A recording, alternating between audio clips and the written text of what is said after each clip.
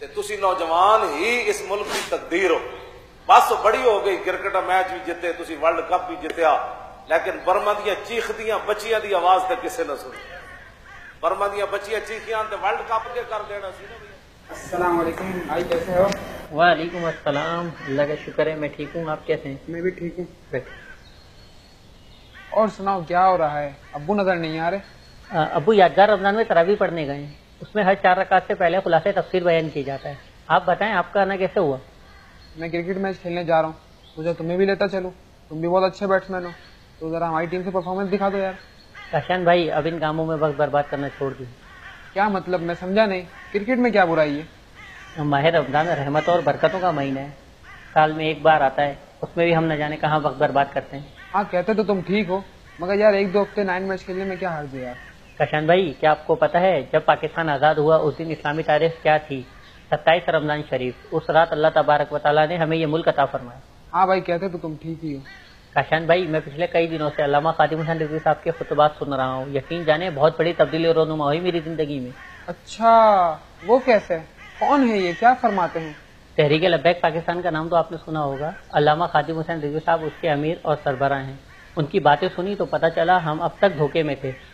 ہم پاکستان کی تقدیر سنوارنے کی بات کرتے ہیں، مگر حال یہ ہے خود اپنی تقدیر بدلنا نہیں چاہتے.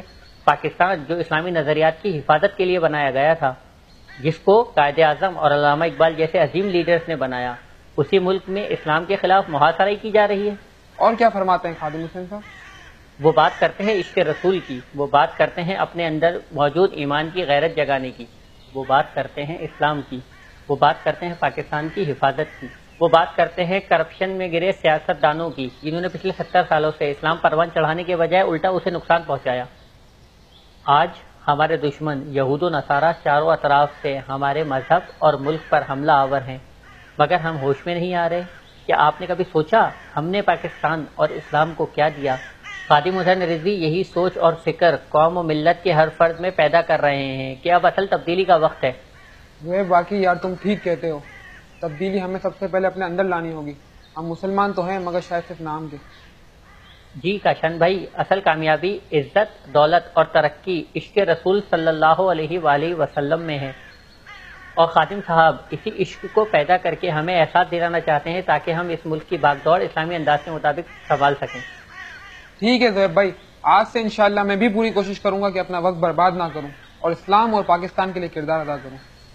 جی کاشان بھائی میری بات سمجھنے کا شکریہ. انشاءاللہ اس بار میں بھی اور اپنے اہل خانہ سے ووٹ تحریک لبیک پاکستان کو دلواؤں گا. ہمارا مقصد جیتنا یا ہارنا نہیں بلکہ اپنے اندر یہ احساس پیدا کرنا ہے کہ تبدیلی ہم ہی لا سکتے ہیں. زہیب بھائی اب تو انشاءاللہ میں بھی نہ صرف اپنا بلکہ سارے دوستوں اور رشتہ داروں کا ووٹ بھی تحریک لبیک پاکستان کو دلواؤں گا. چلو چھوڑو یار کرکٹ، آپ یہ بیان چلاؤ جو آپ سن رہے تھے، ہم مل کر سنتے ہیں.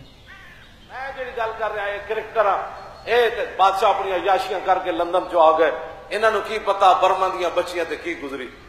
ہاں انہاں نو کی پتا انہاں برما دیاں بچیاں نو تھلے لٹا کے تے بت ماتو تے کیویں ترپے. انہاں نو کی پتا ایک عورت دے گلے چ اس دے پتراں نو لٹکا کے پھانسیاں کیویں دتیاں. انہاں نو کی پتا ہے نوجواناں نو ذبح کرن تو بعد انہاں دے گوشت کٹ کے انہاں دے کباب برما دے وچ کیویں کھوائے گئے. انہاں نو کی پتا ہے کہ مسلماناں نو ذبح کرن تو بعد اور گداں بولا کے انہاں نو گوشت کیویں کھوایا گیا تے بت متا ڈھول کیویں کھڑکائے. انہاں بلے والے نو یہ محسوس نہیں ہو سکتا، یہ محسوس ہو سکتا تے نور الدین زنگی نو ہو سکتا. لبیک یا رسول اللہ، لبیک لبیک لبیک یا حبیب اللہ.